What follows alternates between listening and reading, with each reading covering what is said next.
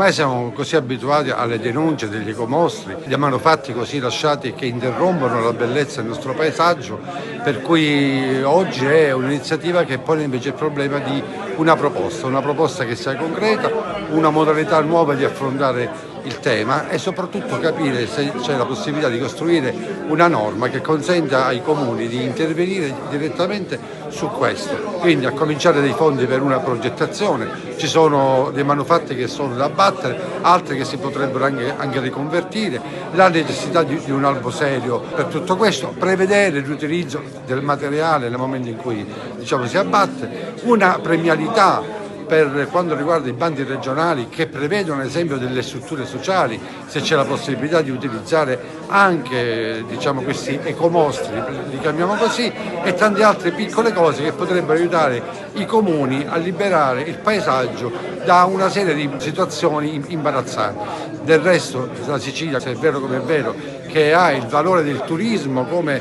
punto di riferimento per uno sviluppo vero e sostenibile, è evidente che il paesaggio diventa la nostra prima grande infrastruttura, quindi va difesa, va curata e in questo caso va anche recuperata. L'idea è quella appunto di un'iniziativa che parte dal basso, dai sindaci, ordini professionali, le associazioni, quindi tutti coloro i quali in un modo o nell'altro possono dare un contributo a costruire una proposta articolata che sia per la Sicilia e quindi che non tenga conto degli schieramenti ma che superi questo e si lavori insieme per la bellezza del nostro territorio. Io ho spinto molto per la rigenerazione urbana e per evitare il consumo del suolo. Ho tuttora attivo un bando che serve proprio per cercare di liberare suolo da asfalto, cemento e fare polmoni verdi. Nell'ultima finanziaria sono riuscita a trovare fondi in ARS per 245 parchi urbani che sono polmoni verdi dentro le nostre città, quindi assolutamente quest'idea è nelle mie corde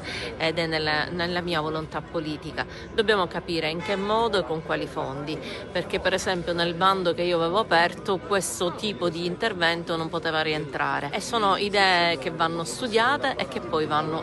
messe in pratica trovando anche la giusta linea di finanziamento.